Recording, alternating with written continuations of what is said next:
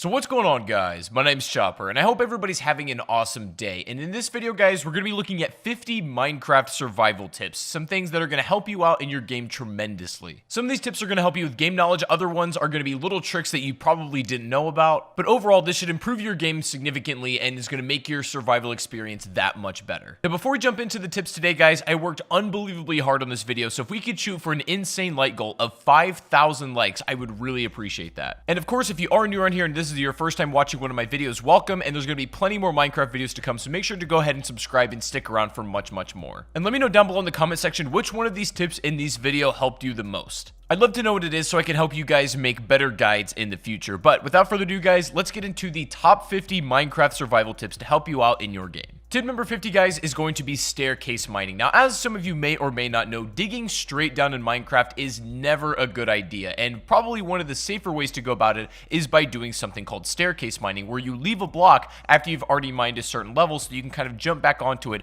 after you've gone deep enough and you want to get out. What this ends up doing is it makes it a lot safer so you don't fall, and also makes it tremendously easier to escape once you're done mining in that particular cave. So in general, I always recommend you incorporate some kind of staircase mining depending on where you're going. Tip number 49 is a nice little trick that will save your life when using a water bucket. Now, in general, I recommend you carry a water bucket, and we're going to talk about all the things you can do that are useful with that a little bit later. But one certainly thing you can do if you're falling from a high up place is to save yourself by placing water at the right moment before you hit the ground. And the way you do this is spam your jump button and also spam your place button as you're falling. And just before you hit that last block, that water should be able to save you and you'll take no damage at all. Number 48 is going to be to isolate your ores when mining. For example, I'm going to show you right here what this could look like if you stumble across some diamonds and they're maybe in a little bit of a rough spot. That could be dangerous if you lose them and you mine them in the wrong spot. The best way to do this is to cut out everything around it so the block is sort of just hovering, and then when you know it's safe, you go ahead and pick up that very valuable ore, because the last thing you'd want to have happen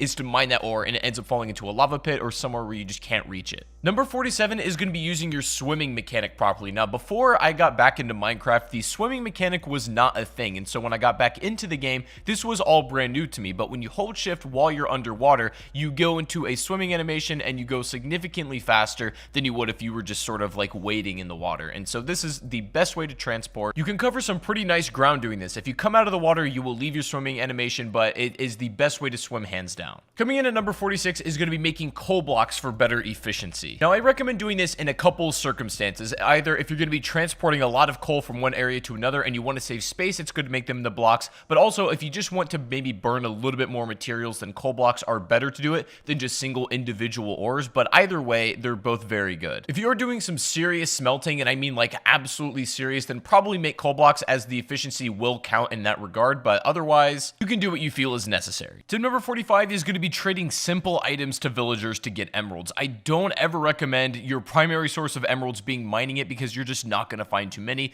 If you trade simple items like some vegetables or whatever you have at your hand to get some emeralds to begin with, trade up with some other villagers, and then eventually work your way up to maybe getting diamonds from some of them or just some really top tier stuff, that is the best way to make use of all your excess items you don't want, and then also use your emeralds, because you can't make tools out of that kind of stuff. You also really have no other use for emeralds besides maybe decoration, but I really recommend using those as a currency to get good stuff from the villagers, after trading your throwaway items, of course. Tip number 44 is going to be using your gold nuggets to make healing items. Odds are, after you've done quite a bit of mining, you're going to end up with a bit of excess gold, and clearly you're not going to really want to make that your primary source of tool making. So what you can do with all that excess gold? Making gold nuggets and then placing it on a lot of your food items is going to be the best healing item you could ever give yourself. Golden healing items are the best thing to have against the fight if you're facing a really difficult enemy, or if you're just in a lot of trouble and you don't want to lose your stuff and die. A gold healing item can instantly restore you back to full health and can save you from a lot of bad scenarios. Number 43 is going to be using redstone to make safety doors. Now, the best way to do with all your excess redstone is to maybe make some kind of safe for your valuables, and then make it so only the door will open with an iron door using redstone. You can open it from wherever the trail leads, wherever you want the lever to be to get into that safe, but it's a good thing to hide all your valuables. Number 42, if you're ever exploring underwater and you come across one of these temples, odds are you're going to find some underwater zombies, and these guys can be a little bit tough, and some of them throw tridents, which travel really fast underwater and can just absolutely beam you. Now, and your problem is bows aren't super effective effective down here. However, you can still use them. But what you're going to notice is that your bow drops off significantly while it's in the water, but you can still damage if you compensate a little bit and just aim higher. I don't recommend you fight these things unless you absolutely have to, but that's the best way to go about it to keep them away at a distance, is to compensate with your bow a bit if you're stuck underwater. If you are going to be traveling underwater and swimming and exploring, then if you have armor and enchantments at this point, I recommend going for the ones that are specifically made for the water. For example, you can get an enchantment on your helmet that actually allows you to breathe for longer underwater. You can also get an enchantment on your boot that makes you be able to swim much faster while you're underwater, even if you're in that swimming animation, and it's great. I absolutely recommend it if you're going to be doing any kind of water exploring. Number 40 is kind of an organizational tip that I think will help you in the long run. I recommend when storing food, you have two different chests. You have one for cooked materials and things that are ready to be used, and then you have another chest for raw materials, just so when you kind of mix things up together, it gets a little bit disorganized. And if you do it right, making food, keeping the production up, and then also organizing your raw and then cooked resources makes your life way easier. Speaking of food, tip number 39 is going to be opening up multiple food sources for yourself. Now, it might take you a little bit to get to this point in the game, but eventually you'll have enough of a farm where you'll have a bunch of vegetables going at once. You can even have an animal farm for some just like extra sustenance. If you're able to set up multiple farms and you do them right, you'll never ever have to leave your house for food, and it's just almost an infinite generating source. Combine that with the fact that when you organize your food properly, then you'll never ever have to worry about food again, and you can focus your time on other stuff. I recommend setting up as many vegetables as possible, as well as having like both a pig and cow farm at the same time. Tip number 38 is going to be taming yourself a wolf and having it as a companion. Now, you can do this with multiple animals that will actually be your companion if you do it right. Like, for example, you can tame a llama if you so wish, and you can tame multiple animals as well, but definitely one of the essentials is to tame a wolf, have it as your companion, because it'll do so many great things for you. It'll follow you wherever you go. It'll fight for you if you start attacking something, and can be like a second hand in saving your life. Keep in mind, you cannot bring them to the Nether, unfortunately, so they're going to have to stay in this part of the realm, but you can leave them in your house if you like as well. And as a side note, I just think they're honestly pretty cool to keep around. Number 37 is remembering that you can use excess wood as fuel if you so need to. Now, I don't recommend this for most players because odds are if you're able to gather enough coal, you're never going to need to use this. But a lot of people forget they can burn in the oven using some excess wood they have, and they don't necessarily need to have coal on hand. You can also make charcoal if you need. However, I will say wood has much more utility than just burning it, so make sure you think twice about doing it and only do it if it's your last resource. Tip number 36 is going to be keeping a lava pit as sort of a garbage bin. Now, odds are when you've done enough of survival, you have a lot of excess material that you can just throw away, and there's not really a clear place to do away with it. You might accidentally keep picking it back up and just getting in the way. It's getting annoying. So keep a lava pit somewhere safe, obviously not by any wood as it'll catch on fire, but if you keep it around some stone, you can just use this as a trash can to throw all your excess materials away. Tip number 35 is going to be keeping your nether portal safe. Now, it doesn't really matter too much where you put it in like the regular earth realm on Minecraft. Like, you can keep it in your house, you can put it on a hill, whatever you want. What's important is protecting it on the other side when you get to the nether, because what happens is it's going to spawn essentially anywhere in the nether at all. And if as soon as you come out of the nether, you're in danger from like a ghast or something, or there's a lot of enemies around you, it's just in an unsafe place. What I recommend you do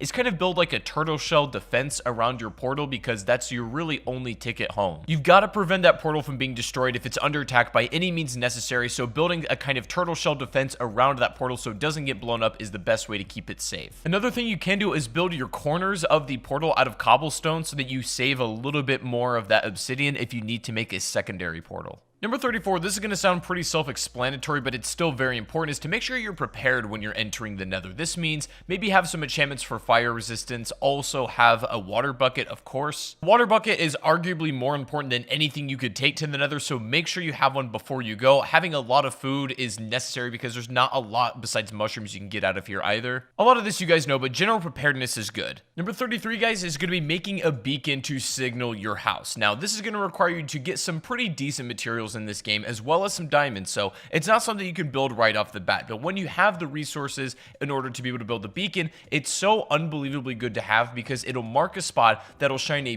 bright beam right into the sky, pointing out where you need to be. The beacon is so important to not get lost if you're struggling with that. Tip number 32 is iron is one of the most valuable things in the game, even though it's very easy to find. It is the best multi-purpose ore you can ever have, so what I recommend you do with all of your iron is make all of your like everyday tools, your swords that you're going to burn through, your pickaxes, your armor, whatnot. If you have diamond stuff, that should be for only when and if you need it. But you should have loads of iron tools in circulation, and if one breaks, it doesn't matter because the resource is very easy to find. It's a very strong material on everything it's used on, and I recommend in general just stocking up on it to have at your leisure. Number 31 is going to be making yourself some potions. This is likely going to be after you visited the Nether at least once and gathered some materials, but potions are so useful to have at hand, and they range for anything from having a potion of night vision ability, some that heal you, some that make you invisible, you name it. There's an unbelievable amount of potions in this game, and I recommend that if you really want to start taking this game to the next level and using some cool abilities, to invest in that. You're going to need to get the required tools and materials to brew the potions, obviously, but it's definitely worth something sinking your time into. Tip number 30 is going to be looting desert temples if you're ready and you know what you're doing. Now, this is basically like a big noob trap here. If you don't know what these are all about, it'll present to you a chest at the bottom of the temple that looks very easy to get. But as some of you experienced Minecraft players, you'll know that this is a trap and you'll end up dying. The whole temple will essentially explode if you kind of fall into the trap. But clever players know a way around this, and you can actually get the loot out of it. Some of the loot you can find are things like saddles. You can find horse armor. Some really rare and interesting items can be taken from these desert temples, but they obviously do come with a risk if you're going to be approaching them. And that leads nicely also into tip 29, which is going to be raiding woodland mansions also if you know what you're doing and if you're ready. The thing is, these woodland mansions are a little bit hard to raid and kind of come away with it alive, but if you're able to do so, most likely you're going to come away with a totem of undying, and essentially this is an item that if you're holding it in your hand and you take a death, it will instantly revive you. Minecraft right now, this is really the only way to cheat death like that, and it's probably the best item in the entire game. Again, looting a desert temple or trying to raid a woodland mansion both come with their risk, but they certainly have great rewards if you're able to do them correctly. Number 28 is going to be crouch walking backwards when fighting spiders, as it's going to make them a lot harder for them to hit you. This works best on spiders, of course. All enemy types aren't going to have a hard time if you're crouch walking backwards, but if you're specifically fighting a bunch of these, then this might not be a bad thing to do. Tip number 27, we talked about the benefits a little bit, but I'm going to go into more detail here. Carrying a water bucket for literally doing anything is a must-have, especially when mining. Even when fighting in combat is a good idea as well. If you're getting swarmed by mobs, literally just throwing water down will make it a lot harder for them to reach you and can basically be your escape. Setting a water bucket fall all the way down, maybe like a mine shaft or some kind of cave, and you can just swim right back up instead of having to climb up, is a great idea as well. Always carry a water bucket, guys. Always. Tip 26, if you're trying to clear out a maybe big section of a cave and you don't want to manually mine it, if you pack it with TNT, explode it, you're going to make so much ground and create a lot of excess resources that if that's what you're needing, then this is probably the best way to do it. TNT is pretty easy to make. You just need some gunpowder from creepers and things like that. It can be really helpful for mass clearing out a cave. It opens it up for you to do some actual like real mining inside of there and gives you just much more room in general. Tip 25 is saving the bottom trunk of the tree for last. What you can do with this, it's like a little quality of life thing. You save that one for the final break, so you can stand on top of it and break the rest of the tree so that it despawns, and then you get all of the wood, even if it's a little bit high up and out of your range. So you can break that one for the final, and then you end up with exactly the amount of wood that you should get from that tree, but it just saves you a bit of time. Tip 24 is making a shield to use against the pesky skeletons. A lot of new players struggle playing against skeletons just because they can hit you from a range, and it's a little bit hard to take these guys down, especially when there's a lot. But when you have a shield, you're able to hold this thing out in front of you as protection. You can hold it in your other hand if you like and have the sword in the other hand that's not being used, and you can take these things down with ease. Now, the shield is just a good tool to have in general. I think one of the most useful pieces of equipment you can make for yourself, but it's especially good against skeletons and pretty much all of the other mob enemy types. In my opinion, a shield is just as crucial as having, like, say, a sword or, say, having a pickaxe. They don't take too much to put together. They last quite a long time as well, so they're all around amazing. Tip 23 is going to be sprint jumping. Now, this is a pretty easy one to get a hold of. This is just jumping while you're holding your sprint key. It's the easiest way and fastest way to get around as well. Faster than sprinting. It does take up a lot of your hunger, but it is by far the most efficient way to get around. Now, if you have it as a setting, I recommend you turn it off because it's just easier to manually control aside from it making you auto jump, but it's the best way to get around, and there's nothing really to it. Number 22 is to go ahead and make an anvil. Now, these are great for repairing all of your tools that maybe are low in durability and are close to breaking. All you need is the tool itself, maybe a resource, and then some XP in order to create this. Highly recommend you use this to maintain your valuable tools. This means like a diamond sword, a diamond pickaxe, and even armor. Anything you don't want breaking, an anvil will make sure that happens. Tip number 21 is it's going to be best to fish while it's raining. This will give you the best odds at getting a lot of fish. It's also really good to do this when we talked about opening multiple food sources. Maybe while you have other food cooking, go ahead and start fishing to just gather some more raw materials. It's also a chance that while you're fishing, you can grab things like armor. You might accidentally yoink a pair of leather boots right out of the water, and that happens sometimes, but more often than not, you're going to get some fish that's just going to be extra resources for you. It's best to do it while it's raining once again. So I recommend you take full advantage of the river and sea while that's actually happening. Tip number 20, bringing some seeds and even bone meal into caves is always a good idea, especially if you're going to be doing some extended mining. What I mean by that is like not leaving for a very long period of time to a point where you may run out of food. If you have bone meal, you have some seeds, maybe some mushrooms, you can actually grow some food down in the caves where you have some dirt. And sometimes that may be enough that what it is to keep you alive. Now, I don't think you're going to be using this all of the time, but it's one of those things that, in my opinion, is better to have it and not need it than to need it and not have it. You should ideally go into a cave with enough food, but if that's not the case, then do this. Number 19, a neat little trick with torches you can do. If you're underwater, you're drowning, and you don't have air anytime soon, you can take torches, go up against a wall, and start spamming them. And what this is going to do is create a small air pocket for a short period of time until the torch breaks, allowing you to get some of those bubbles back, maybe giving you back to full air, or at least making a way where you can hit the surface again. Back in the day, one torch used to restore you to full air instantly, but they've kind of nerfed it since then. But if you still spam your torches, you can get almost the same effect, and it should save your life if you need it. Number 18, guys, don't even bother making gold tools whatsoever, especially swords, especially equipment that you're going to be using quite a bit, even in combat. Even though gold is a rare material, it's kind of a cool resource to find, and it's exciting. Gold does not make for good utility. The hit power on gold swords is pretty weak. The durability on every single tool with it is very, very low as well. You're better off making iron for your, your general day-to-day stuff, but use gold for other things like healing items, not tools.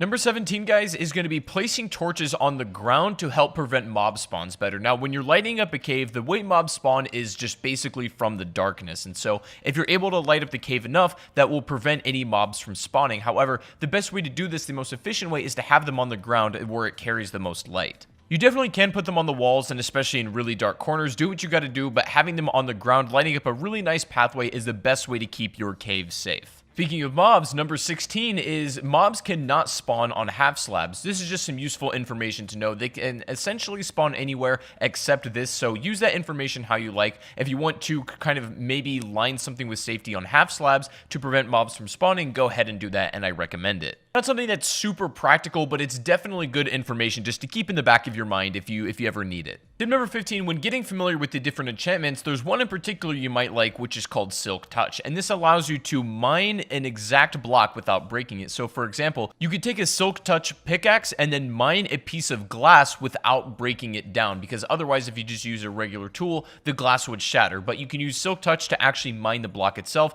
and this goes for anything in the game using that Silk Touch enchantment. Also, speaking of enchantments, tip number 14 is I recommend you get another enchantment on your pickaxe called Fortunate before you mine diamonds. What this is going to do whenever you come across some diamond ore is you're going to net more diamonds out of that ore than you otherwise would without Fortunate. It's just a good thing to have in general. Tip 13 is going to know that different foods grant you different saturation levels. So for example, some lighter foods like an apple or a carrot are not going to last as long in your hunger bar as like more heartier food like a golden apple per se, or even like a steak or a pork chop. These things mean that the hunger bar will last longer. It's more of a heavier food essentially. So that's why sometimes you might eat like a lot of bread, but you realize your hunger bar goes down pretty quickly and you're wondering why. Rather you eat a steak and it lasts significantly longer. That's the reason. Tip number 12, if you're going to be growing sugarcane, which I recommend you do because it's a great resource, is to grow on sand. People claim that this is the best way and the fastest way to grow sugarcane, and the reason you want the resource is because sugar is not only an important ingredient in making cakes, but it's also really good for trading with villagers, as oftentimes that's what they want. Having a block of sand in contact with water, maybe near your house or by your farms, is probably the easiest way to go about it. Number 11 is keeping your hotbar organized. This is important, and there's no really right way to do it. You do whatever feels comfortable to you, but for me, I like to keep my sword in my first slot, either my pickaxe or my bow in my second,